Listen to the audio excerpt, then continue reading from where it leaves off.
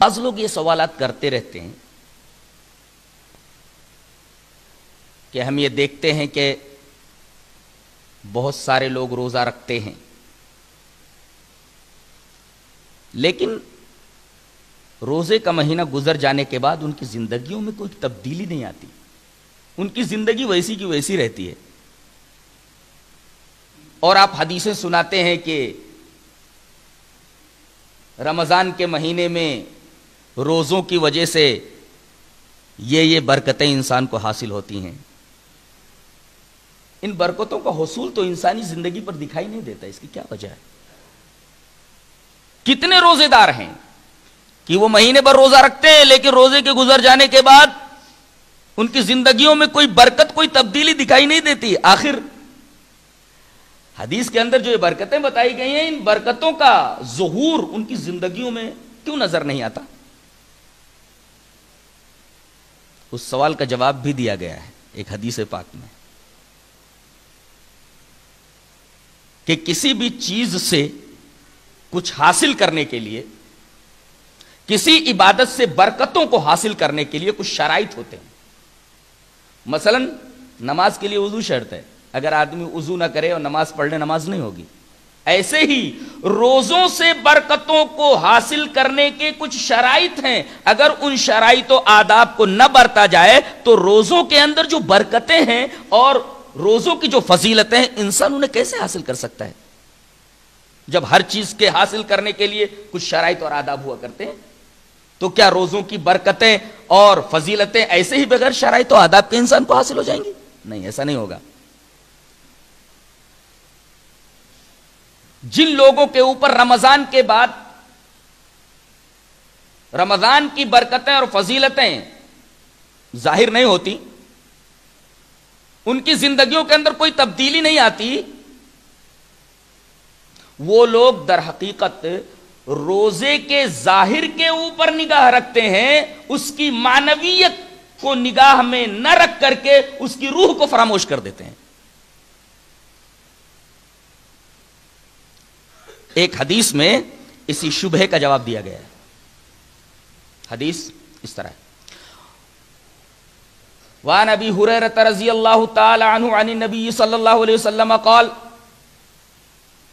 من قام لیلۃ القدر ایمانا واحتسابا غفر له ما تقدم من ذنبه ومن صام رمضان ایمانا واحتسابا غفر له ما تقدم من ذنبه رواہ البخاری فی کتاب الصیام۔ امام بخاری اس حدیث پاک کو کتاب الصیام ہی کے اندر لائے۔ حضرت ابو ہریرہ فرماتے ہیں کہ نبی کریم صلی اللہ علیہ وسلم نے ارشاد فرمایا کہ جس آدمی نے لیلۃ القدر میں، وہ ایک ہی رات ہے، چاہے وہ ہندوستان کی رات ہو چاہے عرب کی رات ہو، ایک ہی رات ہے، قرآن ایک ہی رات میں اترا ہے، لیلۃ القدر مختلف نہیں ہوتی، ہندوستان کی لیلۃ القدر الگ، عرب کی لیلۃ القدر الگ۔ لوگ بہت بڑی غلط فہمی میں مبتلا ہیں اور یہ رات ان کے ہاتھوں سے نکل جا رہی ہے۔ فرمایا گیا من قام لیلۃ القدر ایمانا واحتسابا غفر له ما تقدم من ذنبه، جس آدمی نے لیلۃ القدر کے اندر قیام کیا دو شرطوں کے ساتھ، تو اس کے پچھلے گناہ معاف کر دیے جائیں گے۔ یہ دو شرطیں کیا ہیں؟ اب آدمی کے جب پچھلے گناہ معاف ہو جائیں گے، ظاہر ہے گناہوں کا بوجھ اگر بدن سے اتر جائے تو برکتوں کے آثار تو اس کی زندگی میں نظر آئیں گے ہی، اور اگر گناہ اس کے معاف نہ ہوں تو ظاہر ہے اس کی زندگی جیسے پہلے تھی ویسے رمضان کے بعد بھی رہے گی۔ اس کے پچھلے گناہ معاف کر دیے جائیں گے جو شخص لیلۃ القدر کے اندر قیام کرے۔ شرط یہ ہے، پہلی شرط ایمان، دوسری شرط احتساب۔ کبھی آپ نے غور کیا اس حدیث پاک پر؟ پہلی شرط گناہوں کے بخش دیے جانے کی، وہ بھی پچھلے گناہوں کے بخش دیے جانے کی، دو شرط۔ ایک شرط ہے ایمان اور دوسری شرط ہے احتساب۔ ایمان میں غور کیجئے، اگر آدمی کی زندگی میں توحید نہیں ہے اس کا روزہ رکھنا بیکار ہے. وہ روزوں کی برکتوں اور فضیلتوں سے نفع اندوز نہیں ہو سکتا اور روزہ اس کے لیے بے فائدہ ہے. اس کے لیے ایمان ضروری ہے, اس کی زندگی میں توحید کا ہونا ضروری ہے. اگر اس کی زندگی توحید سے خالی ہے تو روزوں کے اثرات اس کے بدن پر, اس کی زندگی کے اندر ظاہر ہو ہی نہیں سکتے. اس کا روزہ رکھنا بیکار ہے. اس لیے کہ میں نے بتایا تھا کہ توحید کا جہاں پہلا قدم پڑتا ہے وہیں آخری قدم پڑتا ہے. یعنی توحید ایک دائرہ ہے اور اس دائرے کے اندر پورا دین ہے. آدمی کا دین اسی وقت تک محفوظ ہے جب تک کہ توحید کے دائرے میں ہے. اگر توحید کے دائرے سے کوئی چیز باہر نکل گئی کہ وہ دین نہیں ہے.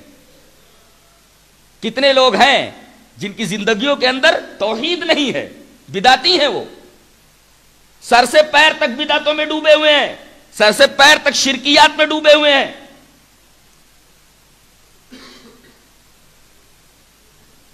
اور رمضان کے آ جانے کے بعد بھی وہ لوگ جو توحید کے دعوے دار ہیں وہ اپنی زندگی میں کوئی بھی تبدیلی لانے کے لیے خود تیار نہیں ہے, تو اللہ تبدیلی کیسے لائے گا؟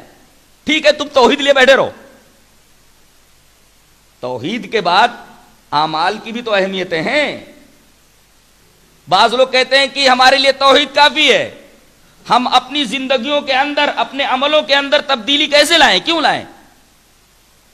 تو ایسے لوگ بھی رمضان کی برکتوں سے کوئی فائدہ نہیں اٹھا سکتے. تو پہلی شرط تو ایمان ہے. دوسری شرط ہے احتساب. احتساب کا دو مطلب بتایا جاتا ہے. ایک تو یہ کہ روزہ آپ اللہ تبارک و تعالیٰ کو خوش کرنے کے لیے رکھیں,